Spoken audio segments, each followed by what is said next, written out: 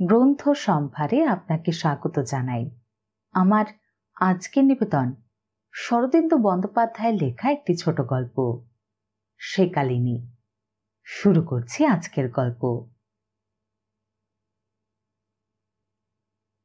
হলুদপুরের কবিরাজ শ্রী হরিহর শর্মার কন্যা শৈল আমাদের কাহিনীর নায়িকা। কিন্তু আজকালকার গল্পের নায়িকাদের যেসব অসমসাহসিক প্রগতিপূর্ণ কার্যকরিতা দেখা যায়, তাহার কিছুই সে পারিবে বলিয়া বোধ হয় না। শৈল নিতান্ত সেকালিনী। হলুদপুর স্থানটির এক পা শহরে, এক পা গ্রামে, তবে সামনের পা শহরের দিকে। গত কয়েক বছরে সে বেশ লম্বা লম্বা পা ফেলিয়া নাগরিক সভ্যতার দিকে অগ্রসর হইয়া চলিয়াছে। এত দূর অগ্রসর হইয়াছে যে হলুদপুরে দুটি স্কুল পর্যন্ত হইয়াছে, একটি ছেলেদের, একটি মেয়েদের। তাছাড়া লাইব্রেরি আছে, নাট্য সমিতি আছে, কিন্তু সেই সঙ্গে শ্রী হরিহর শর্মাও আছেন। 2 বছর আগে পর্যন্ত হরিহর কবিরাজ হলুদপুরের একমাত্র চিকিৎসক ছিলেন। সারা হলুদপুরের নারী তাহার মুঠোর মধ্যে ছিল। মরিতে হইলে হলুদপুরের রোগী হরিহর কবিরাজের হাতেই মরিত, আবার বাঁচিতে হইলে তাহার হাতেই বাঁচিত। কিন্তু সম্প্রতি তাহার একচ্ছত্র আধিপত্যে বিঘ্ন ঘটিয়াছে। মেডিকেল কলেজের নূতন পাশ করা এক ডাক্তার তাহার পাশের বাড়িতে আসিয়া প্র্যাকটিস শুরু করিয়াছে। হরিহর কবিরাজ একনিষ্ঠ সেকেলে মানুষ। সেকালের সহিত একালের ভেজাল দিয়া একটা বর্ণসংকর জীবন প্রণালী গঠন করিবার পক্ষপাতী তিনি ছিলেন না। হলুদপুরের দ্রুত অগ্রগতি তিনি প্রসন্নতার সহিত গ্রহণ করিতে পারেন নাই। প্রথমটা বাধা দিবার চেষ্টা করিয়াছিলেন বটে, কিন্তু তাহাতে কৃতকার্য না হইয়া শেষে নিজের গৃহেই সেকালত্বের একটি ঘাঁটি নির্মাণ করিয়াছিলেন। কন্যা শৈল স্কুলে পড়িতে যাইতে পায় নাই। 10 বছর বয়স হওয়ার সঙ্গে সঙ্গে তাহার ঘরের বাহির হওয়া বন্ধ হইয়াছিল।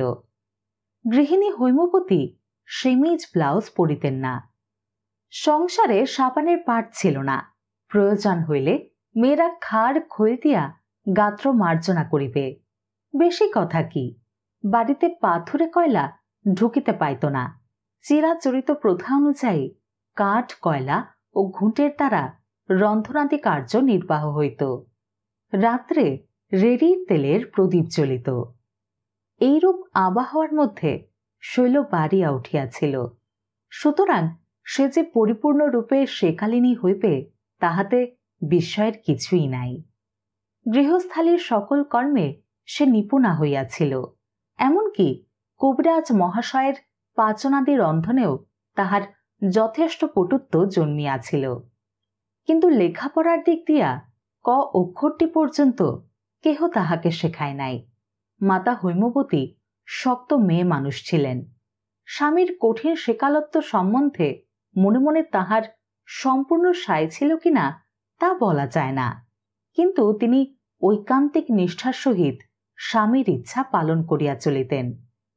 শৈল যখন বড় হইয়া উঠিল, তখন তিনি সর্বদা তাহার উপর তীক্ষ্ণ দৃষ্টি রাখিতে লাগিলেন এবং রাত্রে তাহাকে লইয়া এক শয্যায় শয়নের ব্যবস্থা করিলেন। কিন্তু শৈল সেমিজ বা ব্লাউজ পরিবার অনুমতি পাইল না। কেবল রাঙা পাড় শাড়ি পরিয়াই সে যৌবনে উপনীত হইল। শৈল মেয়েটি দেখিতে ছোটখাটো এবং অত্যন্ত নরম। বস্তুত তাহাকে দেখিলে ওই নরম শব্দটাই সর্বাগ্রে মনে আসে। সে সুন্দরী কি চলনসই তাহা লক্ষ্যের মধ্যেই আসে না। চোখের দৃষ্টি, মাথার চুল, লালপেরে শাড়িতে সযত্নে আবৃত দেহটি, সবই যেন নরম তুলতুল করিতেছে। স্বভাবটিও তাই। মুখের কথা মুখেই মিলাইয়া যায়। নরম হাসিটি কিশলয় পেলব অধর প্রান্তে লাগিয়া থাকে। বয়স যদিও 16 পূর্ণ হইতে চলিল, তবু দেখিলে তাহাকে 14 বছরেরটি বলিয়া মনে হয়। তাহার সত্যকার 14 বছর বয়স হইতে হরিহর তাহার জন্য পাত্র খুঁজিতে আরম্ভ করিয়াছিলেন। কারণ যতই সেকেলে হন, আইন ভঙ্গ করায় তাহার আপত্তি ছিল। কিন্তু নানা অনিবার্য কারণে সুপাত্র জোগাড় হইতে বিলম্ব হইয়াছিল। হরিহর যে ধরনের সুপাত্র চান, বিংশ শতাব্দীর চতুর্থ দশকের বাংলাদেশে সেরূপ পাত্র একান্তই বিরল। তিনি চান সংস্কৃত শিক্ষাপ্রাপ্ত, সুদর্শন, অবস্থাপন্ন পাল্টি ঘরের ছেলে। কার্যকালে দেখা গেল, যদি বর মেলে তো ঘর মেলে না, ঘর বর মেলে তো কোষ্ঠী মেলে না। এই রূপে দেরি হইতে লাগল। ইতিমধ্যে আরেকটি ব্যাপার ঘটিয়া হরিহরের মন হইতে কন্যাদায়ের চিন্তা কিছুদিনের জন্য লুপ্ত করিয়া দিল। কলেজে পাশ করা ছোকরা ডাক্তার অজয় গাঙ্গুলি বাহির হইতে আসিয়া যখন তাহার পাশের বাড়িতে ডাক্তারি আরম্ভ করিল, তখন হরিহর এইরূপ ব্যবহারকে ব্যক্তিগত শত্রুতা বলিয়া মনে করিলেন। কিন্তু অজয় ছেলেটি অতিশয় বিনয়ী এবং বাক্পটু। সে আসিয়া প্রথমেই তাহার সহিত দেখা করিল এবং এমনভাবে কথাবার্তা বলিল যেন সে হরিহরের অধীনেই আশ্রয় লইতে আসিয়াছে। হরিহর মনে মনে একটু নরম হইলেও অনুরাগ বিরাগ কিছুই প্রকাশ করিলেন না। কিন্তু ক্রমে যখন দেখা গেল হলুদপুরের যেসব লোক এতদিন তাহার উপরেই জীবন মরণের ভার অর্পণ করিয়া নিশ্চিন্ত ছিল, তাহারা অধিকাংশই এই নবীন ডাক্তারের দিকে ঝুঁকিয়াছে, তখন হরিহরের অন্তঃকরণ তাহার স্বহস্তে প্রস্তুত পাচনের মতোই তিক্ত হইয়া উঠিল। কিন্তু করিবার কিছুই ছিল না। অগত্যা তিনি স্ত্রীকে ডাকিয়া বলিলেন, পাশের বাড়িতে বাইরের লোক এসেছে, দক্ষিণ দিকের জানলাগুলো যেন বন্ধ থাকে। ফলে বাড়ির দক্ষিণ দিকের 3টি জানলা বন্ধ হইয়া গেল। 10 বছর বয়সে শৈলর জীবন যখন বাড়ির 4টি ঘর ও পাঁচিল ঘেরা উঠানের মধ্যে আবদ্ধ হইয়া পড়িয়াছিল, তখন হইতে এই জানলাগুলোই ছিল বহির্জগতের সহিত তাহার প্রধান যোগসূত্র। জানলা দিয়া দক্ষিণের বাতাস আসে, খোলা মাঠের গন্ধ আসে, পাশের বাড়িটাও দেখা যায়। একটু তেরছাভাবে দৃষ্টি প্রেরণ করিলে পথের লোক চলাচল চোখে পড়ে। নির্জন দ্বীপ্রহরে জানলায় দাঁড়াইয়া শৈল ঘরের সহিত বাহিরের ক্ষণিক সংযোগ স্থাপন করিত।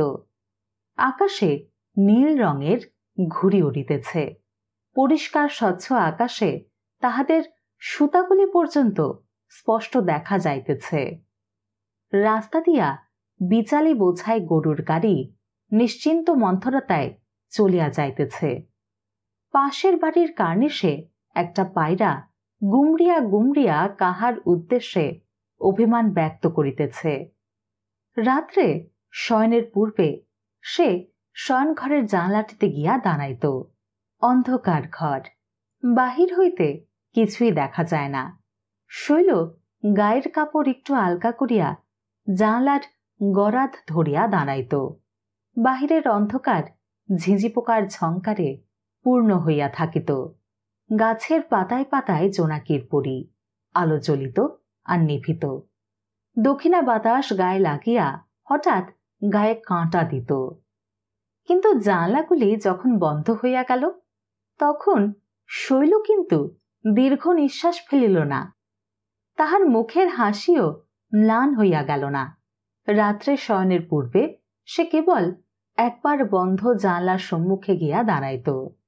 পুরানো জানলার তক্তায় একটা চোখ উঠিয়া গিয়া একটি ফুটা হইয়াছিল। সেই ফুটায় চোখ দিয়া সে বাহিরে দৃষ্টি প্রেরণ করিত, তারপর বিছানায় গিয়া শয়ন করিত। মা কাজকর্ম শেষ করিয়া আসিয়া দেখিতেন শৈল ঘুমাইয়া পড়িয়াছে। সে যা হোক, হরিহর কবিরাজ প্রতিদ্বন্দ্বী সংঘর্ষের প্রথম ধাক্কা সামলাইয়া লইয়া আবার যথারীতি কাজকর্মে মনোনিবেশ করিলেন। তিনি দেখিলেন প্রতিদ্বন্দ্বীর আগমনে তাহার ক্ষতি হইয়াছে বটে, কিন্তু ক্ষতি তেমন মারাত্মক নয়। বিশেষত দীর্ঘ একাধিপত্যের সময় তিনি যথেষ্ট সঞ্চয় করিয়াছিলেন, সুতরাং তিনি আবার কন্যার জন্য পাত্রের সন্ধানে মন দিলেন। শৈলর বয়স তখন চতুর্দশী পার হইয়া পূর্ণিমায় পা দিয়াছে। কয়েক মাস খোঁজাখুঁজির পর কাছে পিঠে হালুইপুর গ্রামে একটি পাত্র পাওয়া গেল। পাত্র ভালোই, অর্থাৎ হরিহর যাহা চান তাহার 16 আনা না হোক 14 আনা বটে। হরিহর বিবাহ স্থির করিয়া ফেলিলেন। মেয়ে দেখা দেখির কোনো কথা উঠিল না, কারণ দুই পক্ষই গোঁড়া। ঠিকুজি কোষ্ঠী যখন মিলিয়াছে তখন অন্য কিছু দেখিবার প্রয়োজন নাই। আশীর্বাদ পর্বটাও বর যখন বিবাহ করিতে আসবে তখনই সম্পন্ন হইবে। আষাঢ়ের শেষের দিকে বিবাহের দিন। উদ্যোগ আয়োজন সমস্ত প্রস্তুত। আত্মীয় কুটুম্বেরা এখনো আসিয়া পৌঁছিতে আরম্ভ করেন নাই।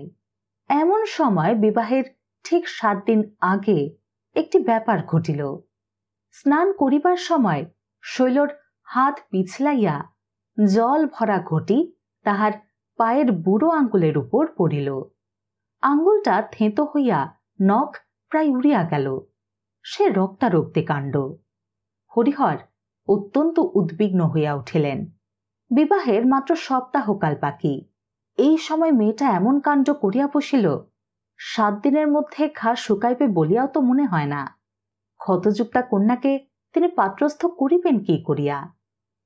হরিহর বরপক্ষকে দুর্ঘটনার কথা জানাইলেন এবং বিবাহ কিছুদিন পিছাইয়া দিবার প্রস্তাব করিলেন।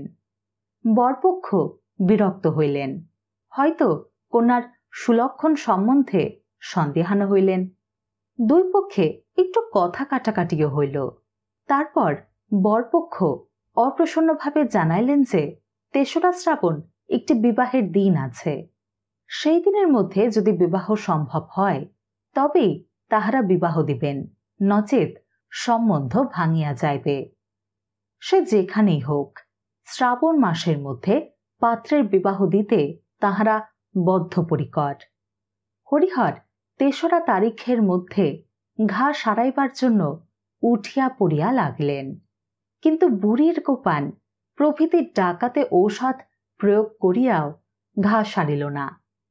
পায়ের বুড়ো আঙ্গুলের ঘা সারা সহজ কথা নয়, বিশেষত মেয়েরা খালি পায়ে থাকে। চলিতে ফিরিতে পায়ে হোঁচট লাগে। আরোগ্যমুখ ঘা আবার আওড়াইয়া উঠে। 3রা শ্রাবণ তো এমন অবস্থা হইল যে শৈলকে শয্যা লইতে হইল। আঙ্গুলের ঘা বারবার অতর্কিত আঘাত পাইয়া বিষাইয়া উঠিয়াছে। বিবাহের সম্বন্ধ ভাঙিয়া গেল। শৈলর ঘা কিন্তু তবু সারে না। মাঝে মাঝে উন্নতি হয়, আবার বাড়িয়া যায়। সারা শ্রাবণ মাসটায় এইভাবে কাটিল। হরিহর ঔষধ প্রয়োগ করিতে করিতে ক্লান্ত হইয়া পড়িলেন। মেয়ে শুকাইয়া এতটুকু হইয়া গেল। হৈমবতীর মায়ের প্রাণ আকুলি বিকুলি করিতেছিল। শেষে আর থাকিতে না পারিয়া তিনি স্বামীকে বলিলেন, ওগো, ঘা তো কিছুতেই সারছে না। শেষে কি মেয়েটা জন্মের মতো খুঁড়া হয়ে যাবে? শোনো না গো, একবার ওই ডাক্তার ছেলেটিকে খবর দিলে হয় না? হরিহর অনেকক্ষণ মেরুদণ্ড শক্ত করিয়া বসিয়া রহিলেন। তারপর সংক্ষেপে বলিলেন, বেশ, খবর পাঠাও। খবর পাইয়া অজয় ডাক্তার তৎক্ষণাৎ আসিল।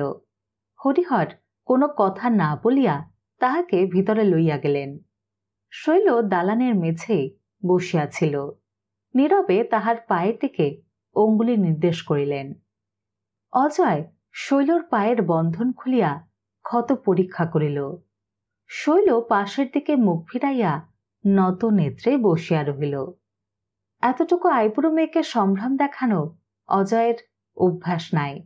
সে স্থানটি টিপিতে টিপিতে হাসি মুখে জিজ্ঞাসা করিল, কে খুকি, লাগছে? শৈলর মুখ একটু বিবর্ণ হইল। একবার অধর দংশন করিয়া সে তেমনি পাশের দিকে মুখ ফিরাইয়া রহিল। কেবল মাথা নাড়িয়া জানাইল, না। অজয় তখন হাইড্রোজেন পারক্সাইড দিয়া ক্ষতস্থান ধৌত করিল। তারপর তাহাতে ৩-৪ আয়োডিন ঢালিতে ঢালিতে মুচকি হাসিয়া বলিল, এবার জ্বালা করছে তো? শৈল এবারও মাথা নাড়িয়া জানাইল, না। তাহার মুখখানি কিন্তু আরো একটু পাংশু দেখাইল। মলম লাগাইয়া ভালো করিয়া ব্যান্ডেজ করিয়া অজয় উঠিয়া দাঁড়াইল। হরিহরকে বলিল, ৩ দিন পরে ব্যান্ডেজ খুলবেন কেমন? বোধহয় ততদিনে শুকিয়ে যাবে। বেশি নড়াচড়া কিন্তু বারণ। খুকি, দৌড়াদৌড়ি করো না কিন্তু। এবার শৈলর মুখের বিবর্ণতা ভেদ করিয়া একটু অরুণাভা দেখা দিল। সে নীরবে একবার অজয়ের দিকে আয়ত দৃষ্টি হানিয়া আবার মাথা হেঁট করিল।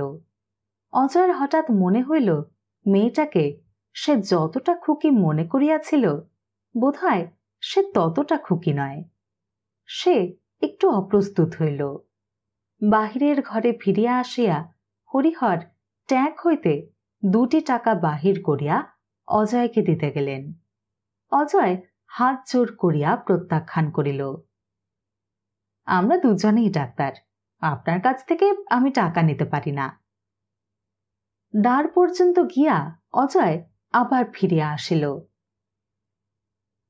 আসলে একটা কথা এতদিন বলবার সাহস হয়নি, যদি অনুমতি দেন তো বলি। হরিহর ঘাড় নাড়িয়া অনুমতি দিলেন। অজয় তখন বলিল, আমার মা অনেকদিন থেকে অম্বলে ভুগছেন, কিন্তু তিনি বিধবা মানুষ। ডাক্তারি ওষুধ তিনি খেতে চান না। তাছাড়া আমার ওষুধে কাজও কিছু হচ্ছে না। এখন আপনি যদি একটু ব্যবস্থা করেন। হরিহরের মনের গ্লানি অনেকটা কাটিয়া গেল। তিনি বুঝিলেন অজয় তাহাকে ঋণী করিয়া রাখিতে চায় না।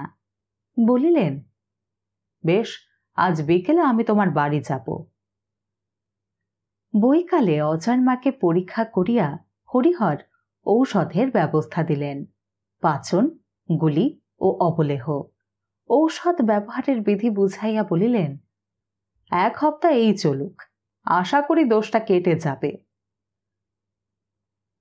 3 দিনের দিন শৈলর ব্যান্ডেজ খুলিয়া দেখা গেল ঘা শুকাইয়া গিয়াছে। ওদিকে অজয়ের মা সপ্তাহকাল ঔষধ সেবন করিয়া দিব্যি চাঙ্গা হইয়া উঠিলেন। এইরূপে 2 পরিবারের মধ্যে প্রথম স্বার্থ সংঘাতের উষ্মা অনেকটা প্রশমিত হইল। হয়তো পরস্পরের প্রতি একটু শ্রদ্ধাও জন্মিল, কিন্তু উহা বেশি দূর অগ্রসর হইতে পাইল না। স্বার্থের ঠোকাঠুকি যেখানে নিত্য নৈমিত্তিক, সেখানে আন্তরিক ঘনিষ্ঠতা হওয়া বড়ই কঠিন। হরিহর ও অজয়ের সম্পর্ক দেতো হাসি ও মিষ্ঠ কথার পর্যায়ে উঠিয়া আটকাইয়া রহিল। এদিকে শ্রাবণ মাস ফুরাইয়া ভাদ্র মাস আরম্ভ হইয়াছে। শৈলর শরীরও সারিয়াছে। মাঝে আর 2টি মাস বাকি।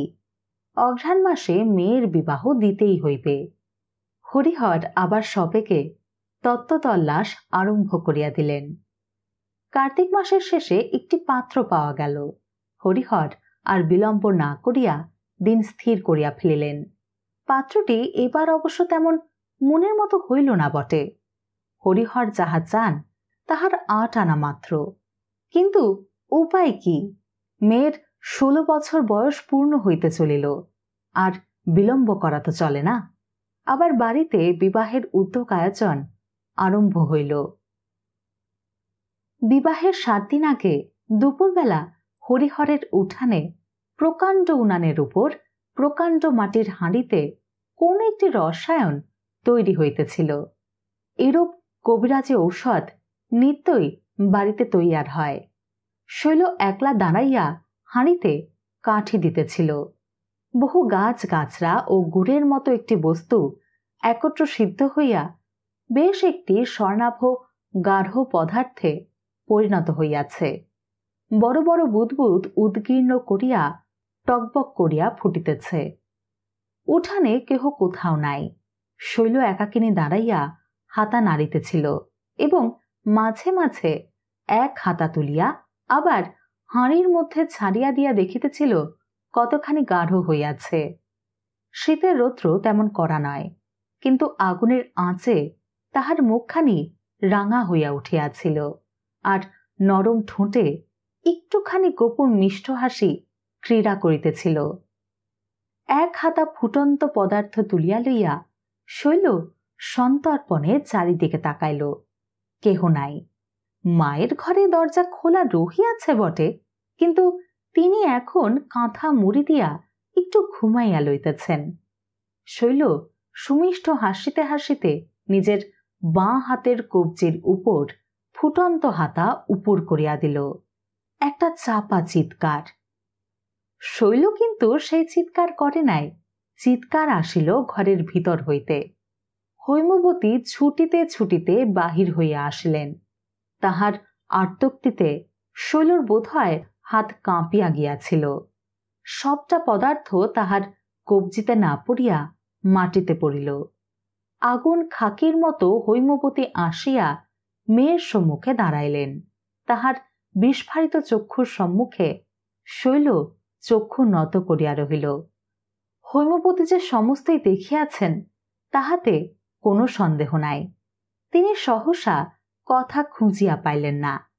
বয়লারে বাষ্পাধিক্য ঘটিলে যেরূপ শব্দ করিয়া বাষ্প বাহির হয়, তিনি সেইরূপ ঘন ঘন নিঃশ্বাস ফেলিতে লাগলেন।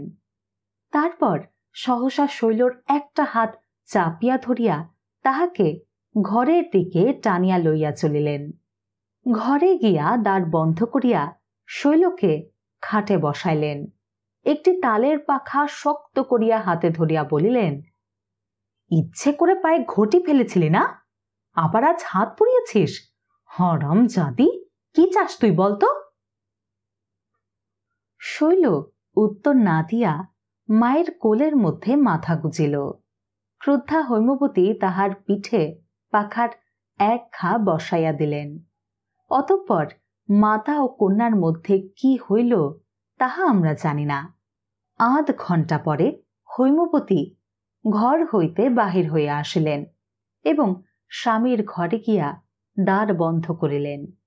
সন্ধ্যাবেলা হরিহর অজয়ের বাড়ি গেলেন। অজয় রোগী দেখিতে বাহির হইতেছিল।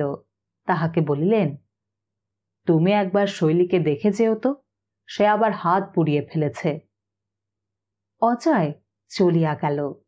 তখন হরিহর অনেকক্ষণ ধরিয়া তাহার মাতার সহিত কথা কহিলেন। ইহার পর হলুদপুরের রোগীরা লক্ষ্য করিল, দুই প্রতিদ্বন্দ্বী চিকিৎসকের মধ্যে একটা আশ্চর্য রকমের রফা হইয়া গিয়াছে।